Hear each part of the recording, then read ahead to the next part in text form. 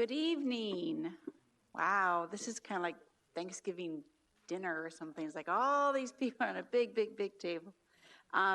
Welcome to the City of Olympia's study session for February 11th, 2020. We have one item on our agenda this evening, and that's to receive a briefing from the homeless response planning process and welcoming and thanking our community work group participants. This has been a culmination, as we'll hear, of many, many, many months of over many, many, many meetings. And I know Council's very excited to get this handoff from you. We know that this is not the end of the work. The work really, in some ways, is just beginning. So with that, I would like to, just for the record as well, note that we do have a quorum of City Council members. Councilmember Cooper is excused. With that, I will hand the microphone over to Stacy Ray, who will do introductions and then lead off the agenda. Right. Thank you.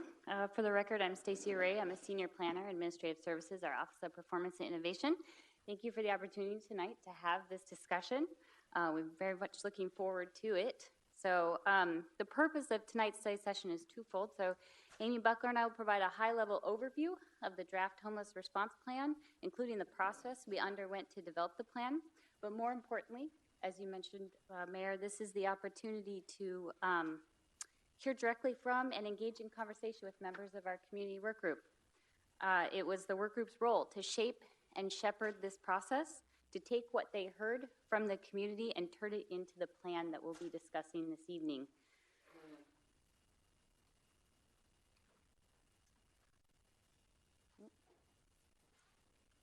Thank you. So before I go any further, I would like to pause and welcome and introduce our community work group members who are here with us tonight. So we have Allie Upton, Amy Evans, and we may be expecting Scott Cliffhorn, Grace Burkhart, Selena Rodacher, Meg Martin, Kim Adney, Jennifer Davis. Robert Coit could actually not be here with us tonight, but instead has submitted written comments, which I've included for you at your seat this evening. Derek Harris, Eli Charno, and not pictured on our slide or with us tonight is Jasmine Gardner, who is only able to be with us for a portion of our process. So tonight's agenda will include, again, a brief overview of the process, including the role of the community work group. Amy will provide the high-level summary of what's in the plan. We'll hear directly from several work group members as part of a panel discussion, and then we'll open it up to discussion between the work group and you. Before I start, I'd like to recognize that Amy and I relied heavily on the support and from city staff from across the city to develop this plan. And I also want to acknowledge the significant support and involvement from consultant Jason Robertson, who's also here with us tonight. So we used a new and non-traditional approach to develop this plan. It was called Participatory Leadership. This approach is for identifying community-based solutions to incredibly wicked and complex challenges, while also providing opportunities for community members to step into and personally develop as leaders. It was a different and new approach for us, and rather than leading or approving the process, you as council members convened it. You helped host it, you welcomed our community members into the process, and you listened throughout. The work group, the community work group, shaped and shepherded the process along the way, and I'll touch on that more in a moment. The process had clearly defined phases, as shown on the slide: learning, dialogue, and then development of the plan, with consistent and transparent sharing out of what we were learning along the way. Input was gathered primarily through very intentionally and thoughtfully designed community conversations and by asking powerful and critical questions. It's the first time we'd had this kind of conversation about homelessness and its impacts with our broader community. So one of the first steps in this process was to form the community work group that would be at the crux of the process. The work group was made up of 11 individuals.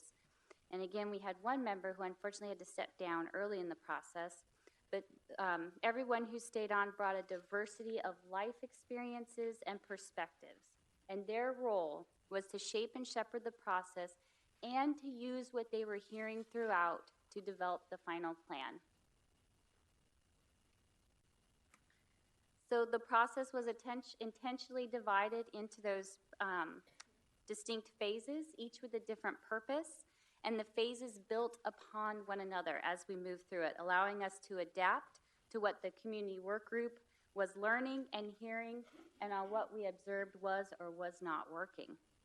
We held 20 significant events or conversations and 2 online surveys. The work group, city staff, and council members engaged with over 50 different community organizations throughout that time.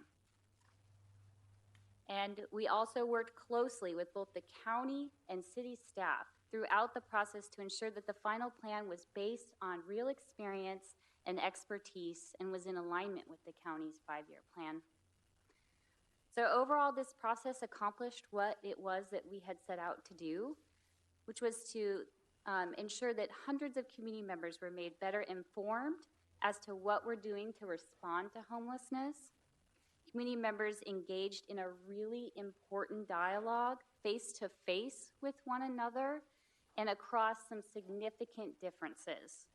We heard from a very wide and diverse cross-section of our community, including hearing directly from partners and potential partners so that their voices and opportunities for collaboration are represented in the plan. And while it might have seemed at first hard to anticipate, we uncovered significant areas of agreement that are reflected in this plan. Once we could bring down some of the tension and the pressure and have the real conversations and listen more intently, we uncovered the shared goals and solutions that were there to be discovered. So the final plan being put forward to you from the community work group is not a solution that everyone will agree with. And some additional work is needed. However, to the best of our abilities, it reflects our community's voice and a path forward that's inclusive of both of a compassionate response and accountability. Thank you, Stacy. So I'm Amy Buckler. I'm a Strategic Projects Manager in Community Planning and Development. And I'm going to be referring to the draft plan that was provided by the Community Work Group that's in the Council's packet. Up at the top, you'll see focus area number 1. And there were 3 focus areas in this plan that were identified as important to the community around the goals of streamlining and enhancing rapid response and wraparound services, 2, expanding affordable housing and homeless prevention, and 3, increasing public health and safety. Now, under each focus area are strategies and potential implementation approaches that help to define the intent and specifically came out of the process. There are also lines for specific actions, leads, and timelines, but you won't see these filled out because that wasn't the job of the community work group. Their role was to listen to the community and identify a strategic direction, and it's staff's job, which we're working on right now, and we'll be talking to the Land Use Committee about on Thursday night, to fill this out with specific city-led actions to implement the plan. But not all of these actions will be implemented by the City of Olympia. We're looking for partners to also identify actions. In fact, the very first strategy is coordinating with peer jurisdictions to implement Thurston County's homeless crisis response plan. There is a lot of strategic alignment between Olympia's plan and Thurston County's plan for the regional system. But there's a key difference. The county plan is almost solely focused on helping people who are experiencing homelessness, and our plan for Olympia focuses on that as well, but also identifies strategies for addressing the impacts of homelessness on the broader community. Now, the work group worked diligently to balance these needs based on what they heard, and to maintain that balance, it's going to be important that we move forward with implementing all 3 focus areas and focusing on all of them. Now, I don't have time to go through the plan point for point, but I'd like to share 3 big outcomes. First, we did find lots of areas of agreement about what needs to be done. There's broad community support in our community within focus area number 1. We heard over and over again that we need to continually work toward more regionalism and partnerships, improve data collection and sharing, increase local access to treatment for substance abuse and mental illness, and prioritize pathways to economic opportunity that help people find longer-term security. Within focus area number 2, more than anything, we heard that we must build more housing of all types for all incomes. There's broad support for increasing prevention through policies that help people retain housing, through education and longer-term economic development strategies that address poverty and all incomes. And then within focus area number 3, we heard broad support for increasing trauma-informed outreach workers, enforcing laws designed to protect our community, and providing opportunities for ongoing community engagement. A second big outcome has to do with encampments, and we found that this was really the hardest issue where community members had deeply held beliefs and differences of opinion. There was a lot of discussion at the work group around how to approach encampments. Ultimately, the community work group agreed that the goal is that people should not have to live outside because there should be safer options in our community, and because encampments are not a long-term solution for Olympia due to their impacts on the community.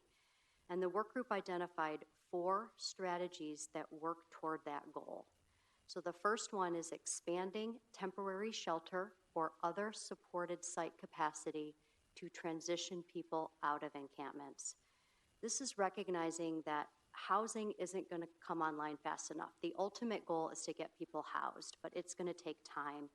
And while there's tension in that we want to be investing as much money as we can in building those permanent options, in the short and midterm, we're going to need to invest in some more shelter, and we want to work regionally with our partners to do that. 1.4, providing interim oversight and support for existing encampments. So this is recognizing that there are existing encampments. They're not going to disappear overnight. There are people in the camps that cannot be ignored. There is suffering happening, and we can't ignore that. There are also broader impacts that should not be ignored. And the work group agreed that the most important aspect of support is expanding the ability of trauma-informed outreach workers to build relationships and try to connect people to services. Beyond that, we have more work to do as a city to identify what are going to be appropriate stewardship options. 1.5 is following a fair and orderly process for removing encampments.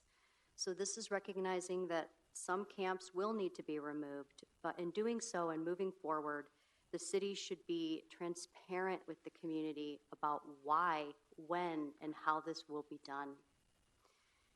In 3.4, prevent and remove new encampments before they establish.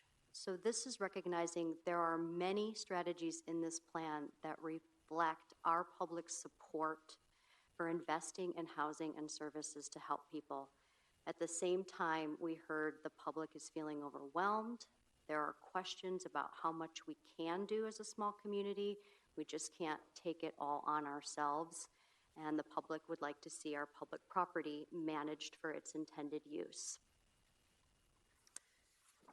Lastly, I'd like to turn your attention to just a few of the strategies related to public health and safety, increasing trauma-informed outreach workers, enforcing laws designed to protect our community and all community members, expanding our therapeutic court system to help rehabilitate low-level offenders while holding them accountable, and providing support to business and property owners to help address the impacts of adverse behaviors. Before I go any further, I want to be really clear that we know that both housed and unhoused people commit crimes and that many people experiencing homelessness don't engage in this activity at all. But throughout this process, we were hearing concerns about safety and concerns that the city is not enforcing laws, that things have perhaps gone too far. We also heard that the city should not criminalize homelessness. However, there was widespread agreement that there should be a reasonable level of accountability for crime, including low-level offenses like public drug use and vandalism. But for the people that are demanding accountability, what we heard them asking for is that a standard be set and enforced fairly, but that doesn't mean that we should be sending everybody to jail. We know that jail can be less than effective. It's a strained system and it can create even more barriers to housing.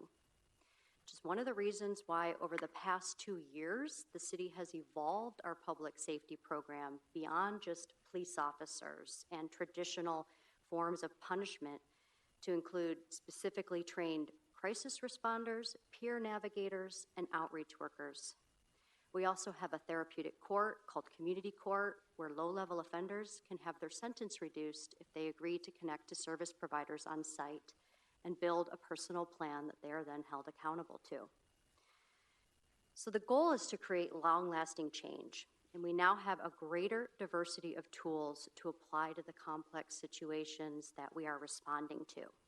And that's the third big outcome, is that we heard a lot of public support for these new programs. For the benefit of the public, I'd like to share just a short story about how these programs can work together to help individuals and the broader community with public health and safety. So up here, I have a picture of one of our community members, and I'm going to refer to her by her first initial, which is Kay, and she's standing there with her dog, Paco. Now, Kay agreed to let me tell her story, but I hope that one day she will come to the dais and tell it to you because she will do a better job, and I have to whittle this down to 2 minutes. A year ago, Kay was homeless, and she was sleeping in parking lots and alcoves in the downtown. And Kay was well known to the downtown ambassadors, the walking patrol, and crisis response units who encountered her daily, and they were often responding to complaints about her behavior and about her dog, who was acting aggressively and biting people. So one day last April, after numerous warnings, Kay ended up being arrested for trespassing. But sending Kay to jail for a night wasn't going to create lasting change for the community, and it wasn't going to create lasting change for her at all. But it did mark a turning point. So the crisis response unit was able to refer her case to our community court. And around the same time, Kay was also connected to one of our peer navigators in the police department in our Familiar Spaces program, a woman named Melissa. And through all of this, Kay had an assessment done, and she was given an opportunity to interview for permanent housing at Quixote Village. Now, I don't want to give the impression that there are supportive housing options or even housing options available for everyone. That is a very strong gap in the system and something that other parts of our plan are working to address. But in Kay's case, in her situation, her vulnerability score was so high that she was provided the opportunity to interview for permanent housing. But to get into Quixote Village would require her to go to detox and then pass a sobriety test, which she decided for herself was something that she wanted to do. And she wanted to move into Quixote Village so much. So she did the hard work of going through that process, but was helped along with sustained support from her peer navigator, Melissa, and a network of other in the police department and service providers in the community who sought her out, encouraged her, took her to appointments, called every day to find her a treatment bed, found foster care for Paco while she was in inpatient care, and helped him get neutered, which I understand has helped him relax a little bit. So Kay and Paco are now proud residents of Quixote Village. Now, everyone's story is different, and there's no one-size-fits-all solution. But this is a story that is an example of how we can achieve success with a human-centered approach, an approach that's tailored to the individual's needs, and we can strike a balance between compassion and accountability. And you know, with our public safety programs, we're going to need to trust the discretion of our officers and the outreach workers that are working so closely together to determine what's the best approach in a given situation, whether that is making an arrest or it's helping someone out or connecting them to services, because the goal is to create lasting change. And when community members are stable and ultimately housed, then we have done our best to improve the long-term health and safety for our entire community. So we do have a way forward, but it is going to take time, effort, and partnerships. All right, thank you, Amy. So prior to this evening, I asked if several members of our community work group could respond to 3 specific questions. So for this next section, I'd like to give an opportunity for them to share some of the thoughts that they prepared, and then we'll shift into an open conversation. So the first question I posed was, please describe your experience in this role as a listener, being such a unique and different process. So Eli and Allie, would you please be willing to respond to that?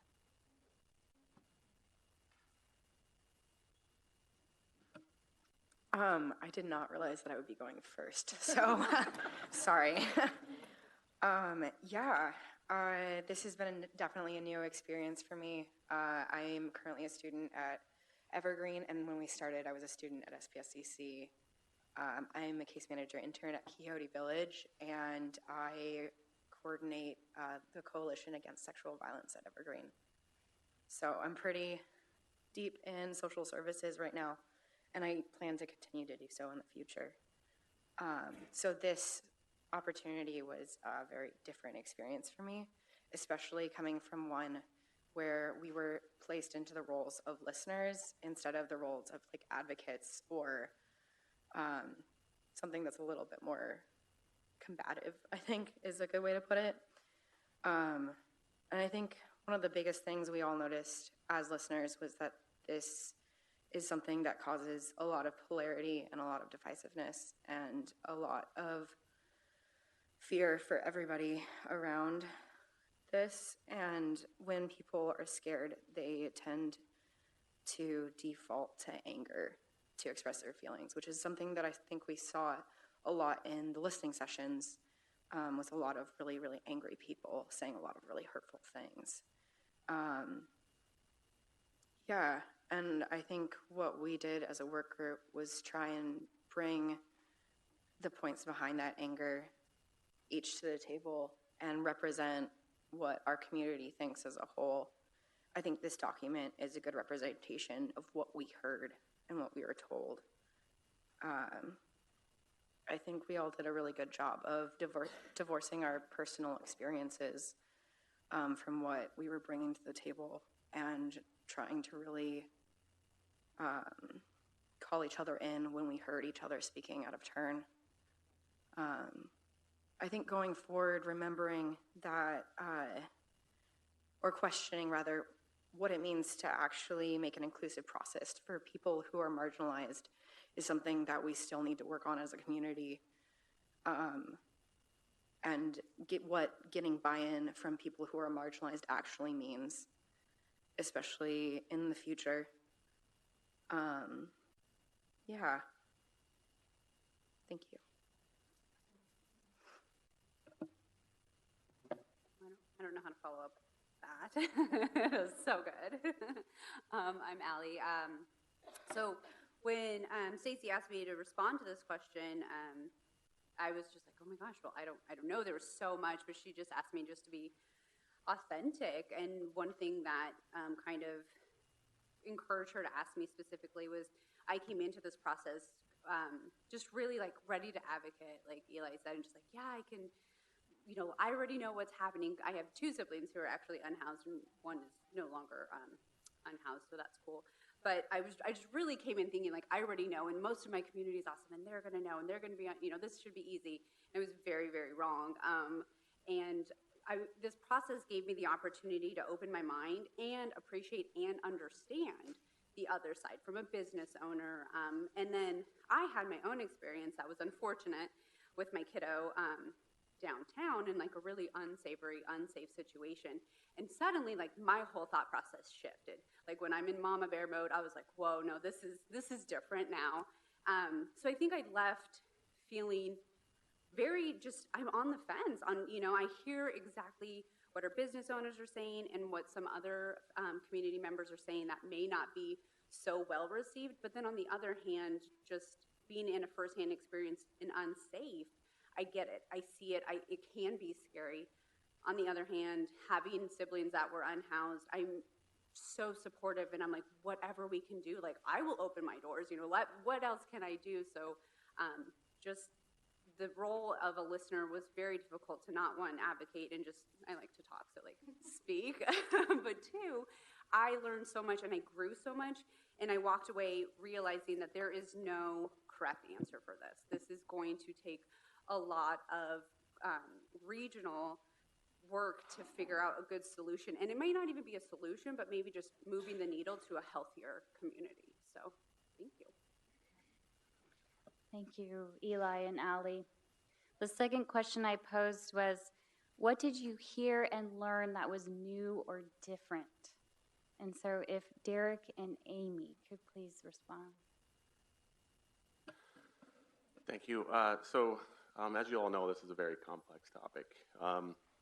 And coming into this, knowing this was going to be about a year-long process, and over 50 different organizations and hundreds of community members, you initially think that it's going to be like this really, really divisive kind of thing happening, and there's a little bit of that happened. But you see news articles and the comments behind it, social media posts and the comments behind it, and the division is pretty large around unhoused individuals and what should be done. But once you get people into a room and ask them to work together to create solutions, you find out that people are not so polarized once they're face-to-face, and they're more willing to listen to each other. They're willing to listen to each other's stories and why they feel they do about it, because of maybe something that they experienced, and maybe they're willing to change their opinion. So I think as our group, in time that we were together, we all came with our own individual expertise, whether we're a business owner, business operator, if we're a service provider, people with lived experience, people who have planning experience, etc. And by learning about each other and how we were thinking about this, we also learned how to compromise and also when to push each other during this process. I think we learned that we're much more similar and have crossover in many of the areas that we were discussing. There were times in the process when I remember that one member couldn't be present for whatever reason, and other members in the group would speak up and say, oh, I know so-and-so would be saying this right now. We should bring that to the conversation. Or this cluster of people with this kind of expertise isn't here right now. Maybe we should represent that, and maybe that shouldn't get lost. So I think we were trying to find ways to elevate our group, and everything that we heard, and a huge amount of information, and thanks to the staff and consultant for putting all that information together so that we could actually really flesh that out. So much information, and really it also felt like this wasn't just a token task that was going to be put away someplace. This felt like we were absolutely working on something that was going to turn into an action plan, and actually something that was going to take some really active steps behind it. And so, and I think that's what, of all the community learning sessions and then everybody around the table that were in our group wanted to achieve and wanted the outcome to be with this product. And so I think based on everything that we heard, this is a product that represents all of those different voices along the way. Well, my first couple paragraphs have already been said, so I'll just skip over those, which is great. We're all on the same page. What I heard that was new and different, it started in the work group and it was carried forward in the community meetings. In our work group meetings, we had a lot of trust. So you would have Meg from Interfaith Works and myself advocating on different sides of the same things depending on the day or depending on the meeting. You'd have Eli and Allie sharing personal experiences that had us all like crying, you know. You'd have Jennifer keeping the process on track. So because we had this trust, to Derek's point, we really could push and also hold the space when we shouldn't push. And that is what we started to see in the community meetings as well. You saw Plum Street Village residents who advocated more loudly for accountability than downtown business and property owners. You saw downtown business and property owners advocating for mental health services and affordable housing, community care center guests, and affluent moms talking about feeling unsafe downtown. And just there was a lot of gray and a lot of the same themes coming out of the conversations when you were really listening to the different voices. I made a list of a few of my ahas. It might explain some of my limited thinking before I joined the group, but my hope is if we're all honest about, I call them truth bombs, but things that come up that are the realities of what I learned anyway, that we can come together, and we aren't going to be a polarized group of citizens with a binder project. We're going to be a group of really diverse people who came together with something that created an actionable course of action. So these are my truth bombs. We need to come up with measurables that show progress, but don't tie the hands of service providers. That was a big one. With the layers of trauma that are currently in play, we have to accept that the solutions are not linear. If we don't agree on boundaries of behavior or enforce those boundaries, there's practically speaking no boundaries, which makes a lot of different types of people and all people feel unsafe. If you don't want to have people who've committed felonies or sexual crimes on the street, you have to provide a viable pathway to employment and housing. That was like a big aha for me. Like, regardless of your politics, you need to provide pathways for people to get out of the situation that they're in. Pretty much everyone agrees and loves crew, peer navigators, therapeutic court options. That I can't think of anyone who didn't like that, except maybe some really random outliers. Inclusion can be uncomfortable. How do we continue to cultivate an environment where we feel safe to be uncomfortable? We experienced that within our own group, including someone that was houseless who couldn't attend the meetings regularly. How do we make it more accommodating? And yeah, the vast majority, almost all ends of the spectrum, want bad actions eliminated. They just don't want a slippery slope that penalizes a whole group of people based on the actions of one person. The vast majority are really concerned with having a transparent, clear process, and they're more flexible with what the details of that process are. They just want to make sure that the process is clear. And lastly, community as a whole, business and property owners, social service providers, and government, like we did with this work group, looking outside of our lens and working together is where the magic is. So. Thank you, Derek and Amy. So the third question I posed and the final question is, how did what you heard and learned shape what's in the plan? And so I'll turn it over to Jennifer and Meg.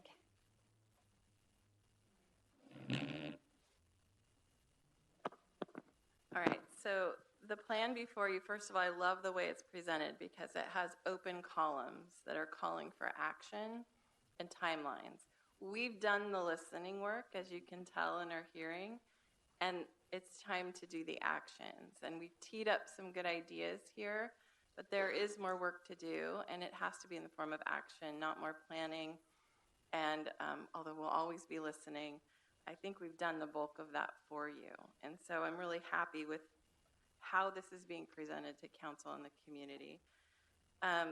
I echo everything everyone said before me. I learned a lot as part of this process, not just from community members that opened my eyes to what it's like to be a heroin addict who's in and out of homelessness, what it's like to be a downtown business owner, a faith leader, an advocate for affordable housing. I mean, all of these perspectives were truly educational and sort of soul fulfilling for me. So it brought a lot to my life to be a part of this process. I came in definitely a 20-year resident, active on neighborhood issues, a mom, a frequenter of downtown, and encampments and illegal camping were my number one issue. And seeing that addressed in a really meaningful way was a top priority for me, and I was a little bit of a broken record at time in the work group, bringing that back to the forefront. But how it's presented in this plan, and Amy went over this well in the 4 different kind of angles that we take toward illegal camping and encampments: the prevention, the trauma-informed rapid response that we can do to folks who find themselves with no other good options but to sleep outside, and that's a reality. The need to expand temporary shelters. All of these things need to happen all at once. And one thing is not necessarily prioritized over another. Every situation is different, every encampment is different, every individual tent site is different, and the more resources we can throw on that, the better. But the words in here that talk about what we should do for different problems are carefully chosen. I mean, we did kind of wordsmith it as a work group, and we really appreciate the help of staff and the consultant to make it make as much sense as it can, and I think it makes great sense. But every word in here has meaning to all of us, and so I would just encourage you to take it for what it is and to read the words carefully and all of the bullet points, and then fill out that 3rd, 4th, and 5th column just as soon as we can do it as a community.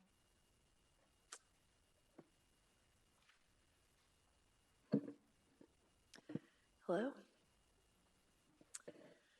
I think so much has already been said, so I won't repeat a lot of it, but I am on track with everything that everyone's saying. I think that the most challenging part of this process, I've been part of a lot of city processes at this point, community organizing in various different ways over the years.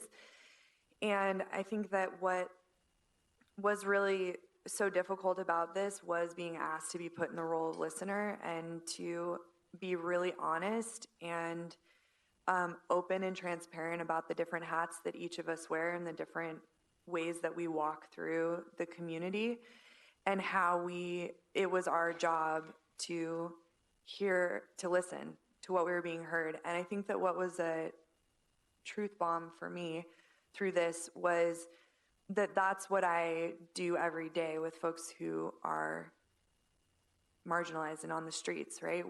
I tell my staff this constantly. We train hundreds of volunteers throughout the community every year to listen, to truly, deeply, genuinely listen to what people are saying and to validate what they're going through, regardless of their circumstance. I don't know how many times I have said that, regardless of their circumstance. And I think that this process brought a different meaning to that. And if I am someone who is going to be living my core values in every interaction that I have in my life, which is something that I strive for, I had to really genuinely, deeply listen to everything that I was hearing. And I think that that made this the hardest process I've gone through, just to be really real. And I think that so that being said, I mean, I think all of that really shapes what's in the plan. I believe that this is, like many have said tonight, a guide for you all to understand that your community has been listened to really broadly. And there are things in this plan that I don't agree with and that aren't in line with, what we know to be effective policies and what we know to be effective strategies, but that doesn't mean that we don't need to consider that as equally as everything else when we're making decisions, when you're making decisions as the council that has been elected to guide this city. And so that was really for me, I think what the most valuable part of this process was that you really do have in front of you a pathway to understand deeply what consequences and benefits of decisions that you make moving forward could really look like. I'd also just like to say quickly that I think something that really stood out to me through this process too was putting a lens of trauma-informed care on everything that we were hearing. So not just with folks who might be marginalized or experiencing homelessness, but really listening to the deep traumatic responses that we were getting from the community as a whole, and applying those principles and that skill set to the conversation helped me to really recognize that our city is struggling and experiencing compassion fatigue and experiencing what the effects can be of bearing witness to human suffering on a regular basis can do to someone, particularly someone or some group that doesn't have the support to deal with what those effects can look like. And so I think that we did our best to apply that principle to this process, and I do believe that what you have in front of you is a good guide for future decisions. Thank you, Jennifer and Meg. So just again, as a reminder, Robert Coy couldn't be here tonight, so you have written comments from him that he wanted to share as well. At this time, I'll turn it over to you, Madam Mayor, to move into the open discussion section as you'd like. All right. I was engrossed in all of your responses and forgot I was supposed to also be kind of leading the meeting. So I guess I would like to hear from my council members first, and any questions that they might have for next steps. I know that Land Use Committee is meeting this Thursday and taking up this topic. So 48 hours after you got it to us, it's on their agenda. So that extra column or two are going to be looked at very closely and very, very quickly. So with that, does anybody have any follow-up questions or comments? Sure. Councilmember Parsley, and then Councilmember Gilman. It takes a while. This is unusual for me. I'm an introvert, so you guys had me go deep, and I was actually writing questions as you were speaking. And so maybe what I have more is a more series of questions, which is maybe none of them can be answered, but that's where I want to start. I'm intrigued by the person who said, how do we develop boundaries? That kind of goes with the accountability question. How do you develop boundaries? Because boundaries includes everybody in this crisis. That's those that are unsheltered and those that are suffering the trauma of being part of the community, watching the unsheltered. How do we develop those that are fair and yet listen to those that have been marginalized? How do we get them at the table, but also hear the voices of the business owners and the neighbors and the moms? How do we develop a boundary process that is fair? That's a question I have. Getting buy-in from the marginalized people, and we've heard a public comment that some of the marginalized people aren't just those that are unsheltered, but those that are afraid to come speak to us because they're afraid of the response they're going to get and the anger they're going to get from activists and people that don't agree with them. So how do we get marginalized people in these actions? Because one of the things that we heard was we want to have continued community input and partnership. That means we need to figure out a way to do that. I'm going to remember this one, not so polarized when face-to-face trying to solve a problem. Thank you, Derek. I went to enough of these to agree with that. I think what you guys have done is outstanding. This participatory leadership, this participatory process is fantastic. I agree. We did break some barriers down. I just, a couple things that want to say an end, and then I wouldn't mind any comments that you all have, because I'm listening to you. I see you all as helping us find the balance point in our crisis and our crisis response. We have to balance this. I have said all along, after I took a course in trauma-informed communication, this is the community suffering a collective trauma. And while we have some folks under tarps tonight that are suffering the most, we are all suffering it.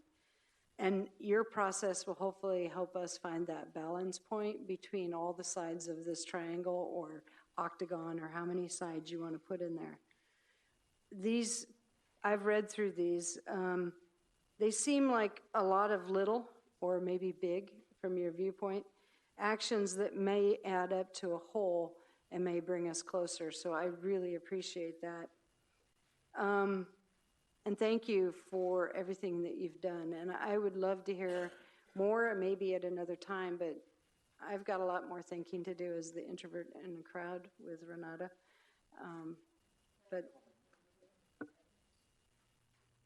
Yeah, absolutely. As far as getting buy-in from the marginalized, I think that what this process has done is taken marginalized people on all ends of the spectrum and included them in the process. And I feel like with the document that we've given you, creating a transparent and clear plan and then following through with it, you will do that. Because all of those people have been included in the process, and the resounding theme was, we just want to know what to expect.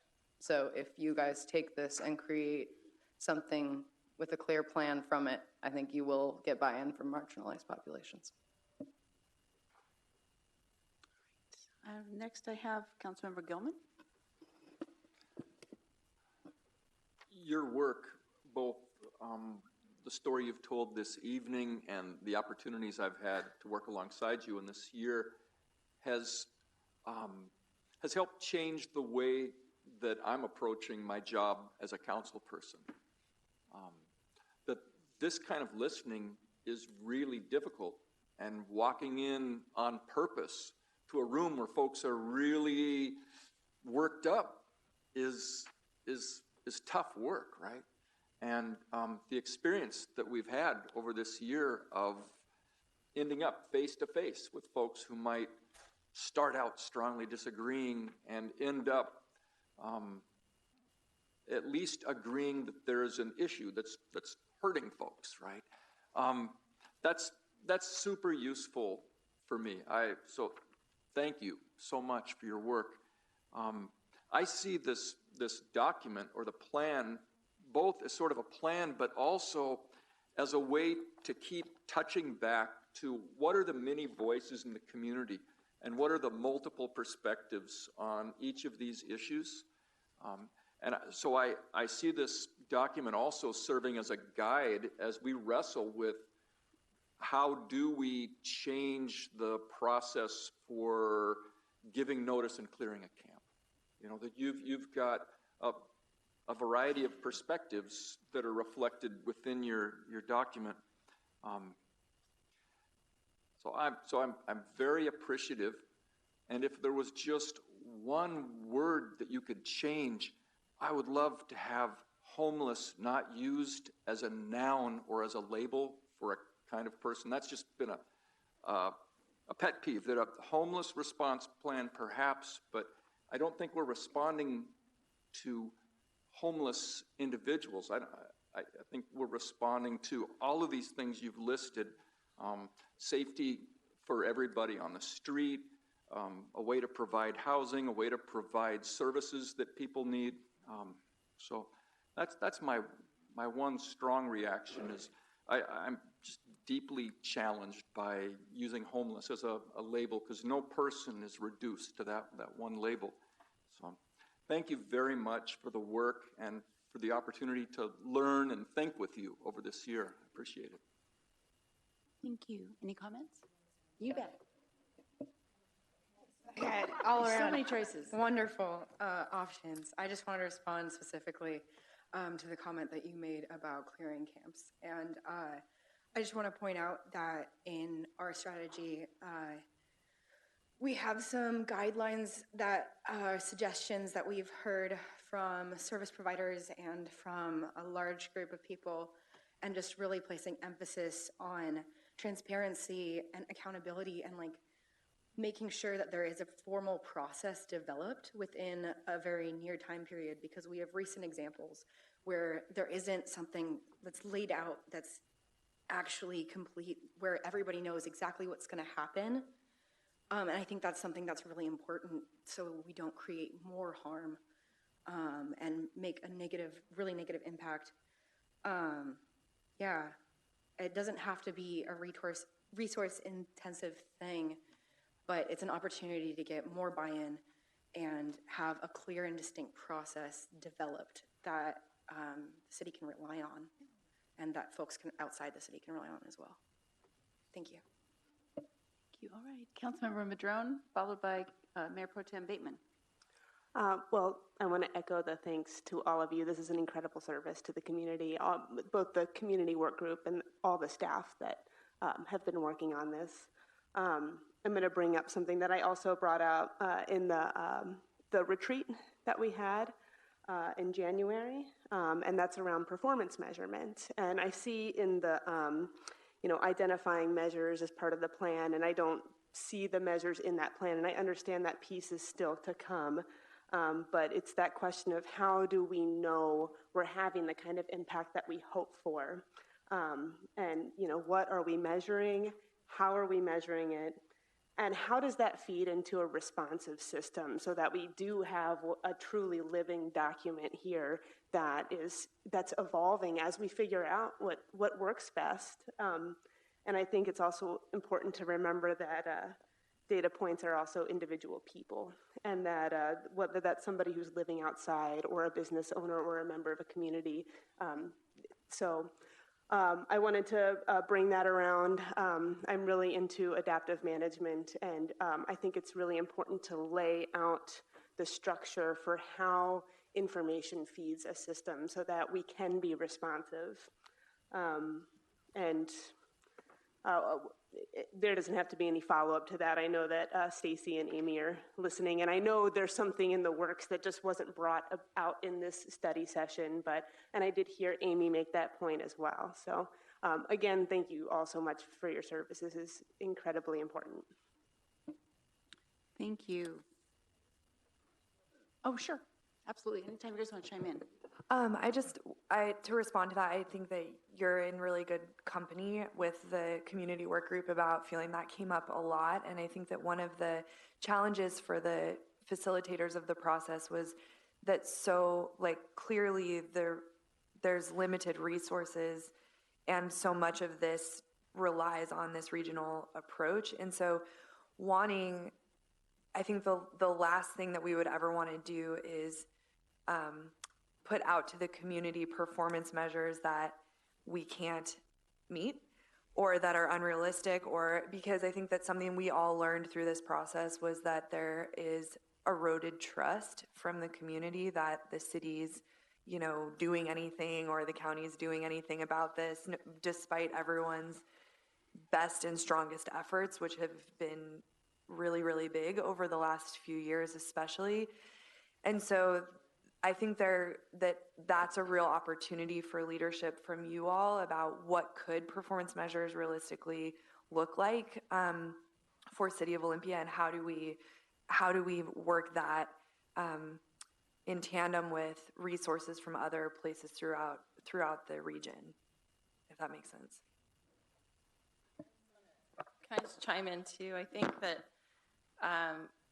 one of the 3.7 on this plan talks about reporting regularly to the community about what is being done and the progress being made. There's a lot that this community has done, and there's a lot that you're continuing to do, but that information isn't always readily transmitted to the folks in the community. And I came across that a lot at the numerous sessions that we held with community members, because staff would always provide information at the front end and an overview of the rapid response and the crisis response team. And people were genuinely surprised in a lot of cases that so much effort is being done to assist and help those who are unhoused in our community.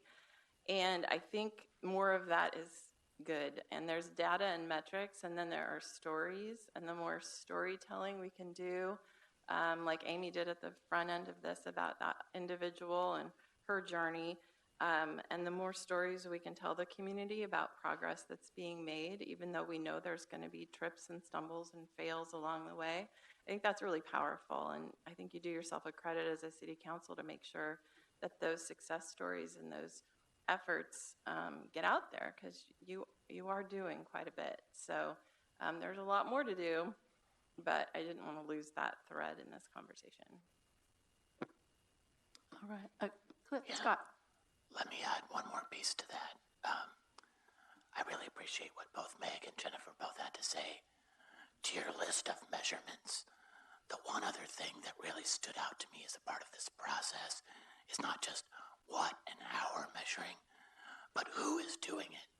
And one of the things that struck me as an underappreciated fact throughout the listening sessions is exactly how complicated the interagency coordination that's required and is a part of homelessness response is, and exactly how ill understood that is by the community. Because in the very earlier listening sessions, there was a wave of people saying the city is or the city isn't. The agent was consistently the city throughout the process. And this is a community work group for the city, so in part that makes sense. But after we start talking more about both what the city was doing and other entities were doing, that educational truth bomb for community members was big. But if I had to guess, I'd still say that's a yawning education deficit with the vast majority of people that live here, is who's in charge? And there's not always clear answers to that, but there's a lot of learning to do. All right. Mayor Pro Tem Bateman? I think Eli has something to say. Oh, I'm sorry. I was like, I'm trying to Hi, sorry. write my own questions.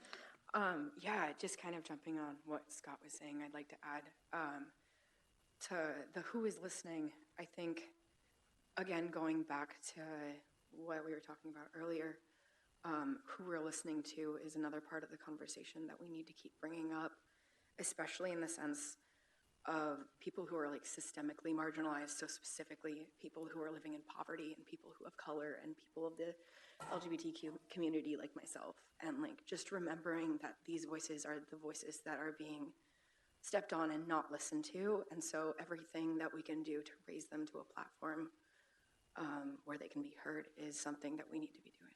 Thank you. Thank you. Just flag me if I'm writing my own comments too while we're trying to manage a meeting. So Mayor Pro Tem Bateman and then Councilmember Rollins. Excellent.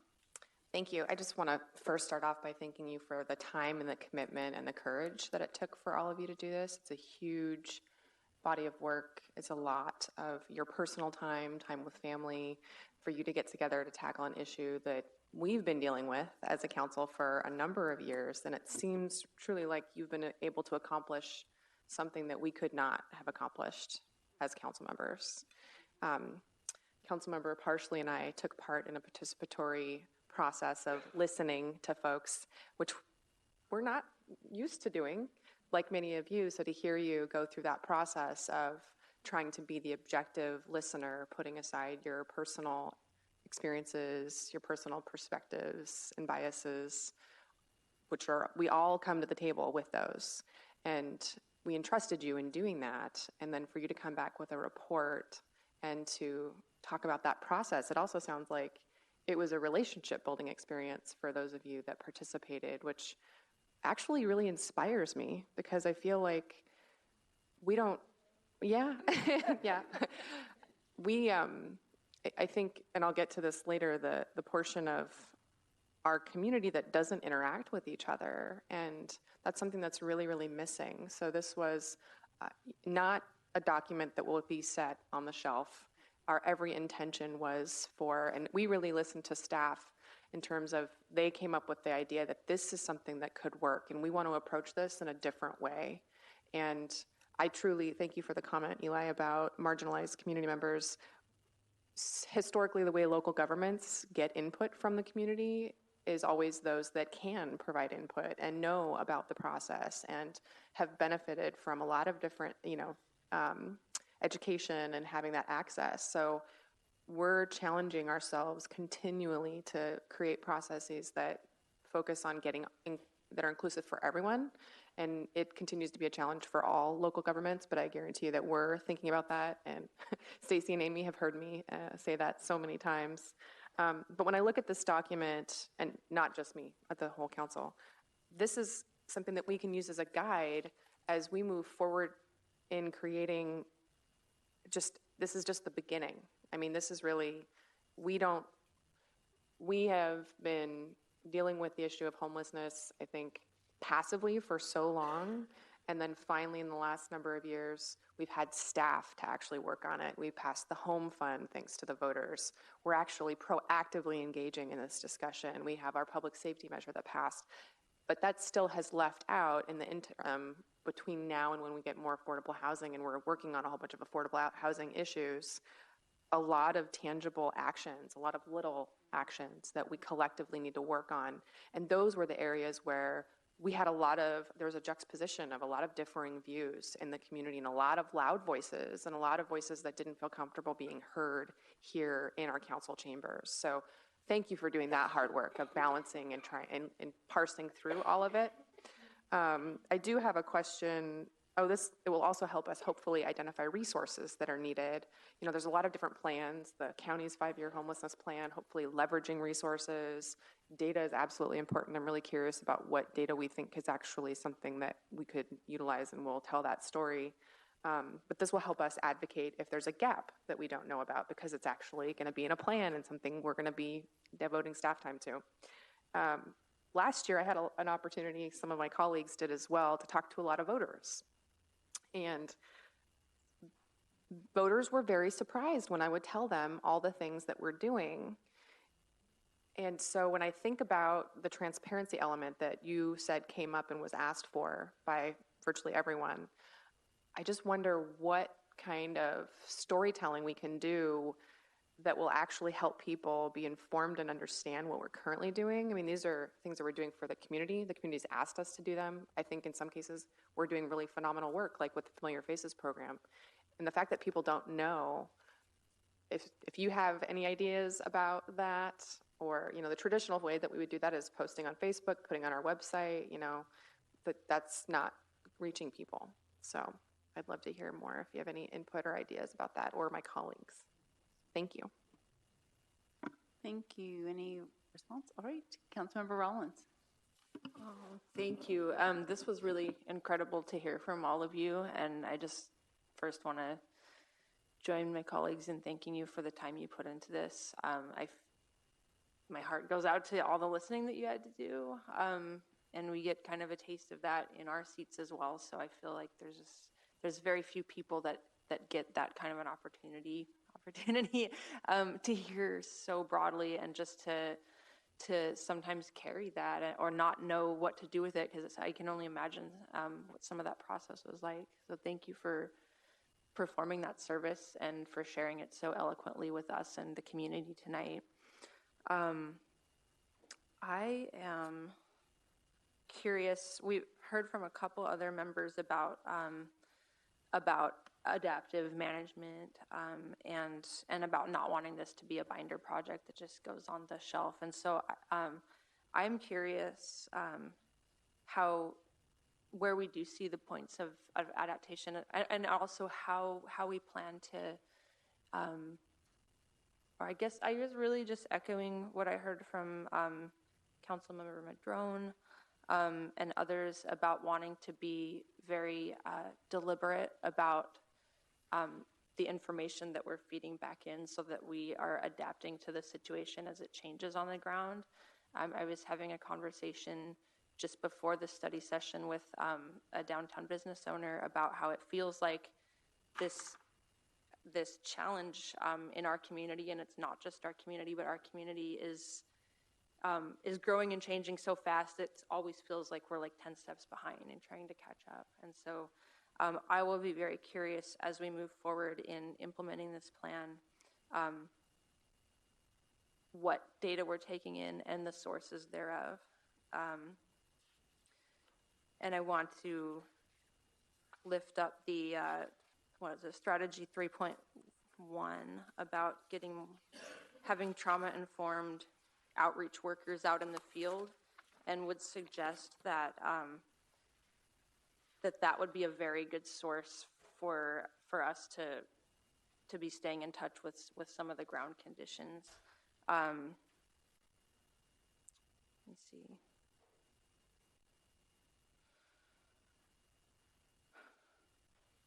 I'm curious, and Meg, you alluded to this a little bit, but I've also heard from some folks at the county some concern about alignment with 5-year plan and certain portions of the 5-year plan, as well as the opioid response plan. And I'm wondering if someone could speak to that, if you have had those concerns brought to you as well, staff or any work group members, as far as, so that as we're weighing different policy decisions moving forward, just things that we should keep in mind.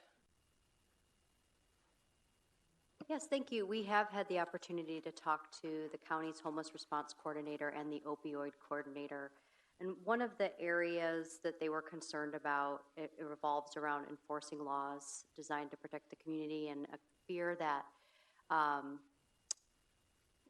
punishing people or arresting them for using drugs in particular isn't going to be an effective way to help promote their ability to move forward with their life. And so I don't really have a great way of getting around that other than to say that's not our intention. The intention of our public safety programs is not to put people down.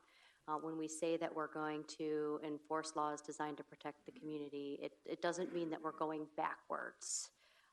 It's kind of more of what I was trying to describe in the story, that like sometimes we have to trust the discretion of our officers and our outreach workers that have relationships with individuals and are working together to determine what is going to be the right approach in this particular situation in order to help create lasting change for this particular individual. But we are interested in continually engaging with the county on these issues and being at a table with anyone who's concerned about these things so we can work through them together. That's great. And yeah, because it sounds like the intent is definitely to leave room for law enforcement to pursue the kind of progressive policies that have been, getting us headlines nationally about therapeutic court, for example. So that's important to know. And yeah, I guess lingering questions like what to do.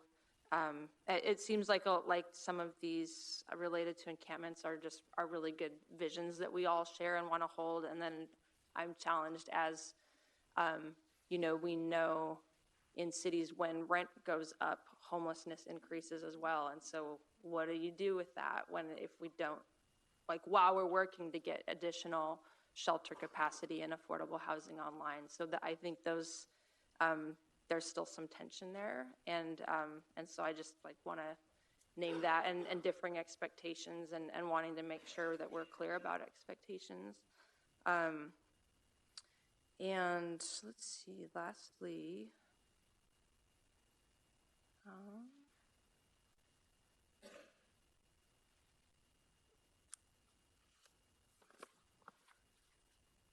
I think I'm good. I really appreciate all the time that it took. And that was what I was going to say. I think what's most exciting, actually, besides all the words on the page, is the third column, about who are the partners. Because as I looked through these items and think, wow, a lot of this can be filled in as organizations that are already doing a great job. And I'm thinking of on item 3.7, providing ongoing opportunities for community engagement and education. The community care center was, and it maybe still is, but regularly hosting workshops where people can come and learn. And so to be able to have the city have a role in lifting up all this work that's being done in the community, and like Scott Clifford said, just filling in those gaps of knowledge, because it really is such a complex system that's been built up over the years. So I'm excited to, as Jennifer said, start filling in the columns on the end of the plan. So thank you so much. Absolutely. Just on the drug use specifically, we talked about that a lot, and I think there's differing opinions on penalizing drug use, but where the work group landed was there are some areas of solution that appeal to a diverse number of stakeholders. You don't have to arrest people or put them in jail to have a clear consequence on behavior. So it's a balance of some members in the community seeing this laissez-faire attitude of, oh, you can do whatever you want, versus throwing people in jail, which doesn't work. Therapeutic courts, crew. I think that that's where we landed as a work group. Is our intent wasn't to penalize drug use. I think that what we heard was that doesn't work, but that there are programs that you can implement where there's consequences for behavior. Consequence, I don't know what the right word is there, because you're trying to help someone, not penalize them. But so that being creative, you can find solutions that appeal to everyone. Yeah, totally. And also, obviously the student, but also I just want to add that I think we as a work group definitely agreed that we all had an affinity for data, and also relying on evidence-based practices, which for a lot of the things in here, there are evidence-based practices to help support you guys in your decisions moving forward. And just, yeah, thank you. Meg? That was something I was talking with Stacy yesterday in preparation of this meeting, and I think that that's been an aha that has become clearer to me in the last few days, is I think part of the concern around some of the way that the law enforcement part might have been perceived by folks working on other things is that it could, if we're not in alignment, we as the city are not in alignment with evidence-based practices, it could potentially hinder who the partner could be and what resources they might be able to bring to the table, because they are beholden to certain regulations from their own funders that are in line. And what Stacy said to me was, and the city has best practices to run the city.